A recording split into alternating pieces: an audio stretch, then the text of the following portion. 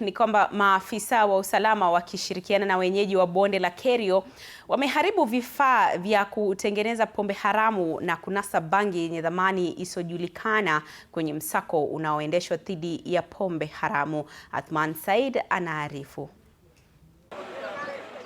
Katika juhudi za kupambana na matumizi ya dawa za kulevya na uuzaji wa pombe haramu ikiwemo chang'aa katika bonde la Kerio, zaidi ya watu 100 walikamatwa na maafisa wa polisi wakiwa na pombe haramu na bangi. Tangu Januari tuanze, tumepata chang'aa lita 773. Ile lita si ya chang'aa tumepata Kerio Valley.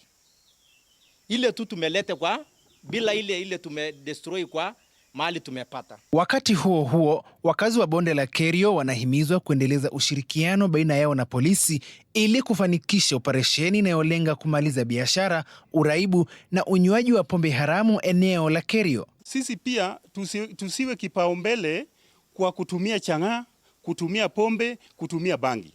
Kwa sababu hiyo watoto wetu wanaona ile kitu tunafanya na ndio tunafuatilia.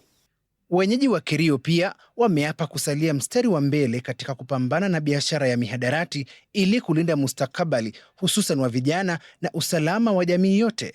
Tutakuwa na usalama katika vijiji yetu, hatutakuwa na kelele, hatutakuwa na mambo mengine, watu wataishi kwa amani. Vile vile, maafisa wa usalama wakiongozwa na naibu kamishna wa Kerio Peter Lekitashar wameahidi kuendeleza msako dhidi ya uuzaji wa pombe haramu hadi pale watakapodhibiti biashara hiyo haramu kikamilifu.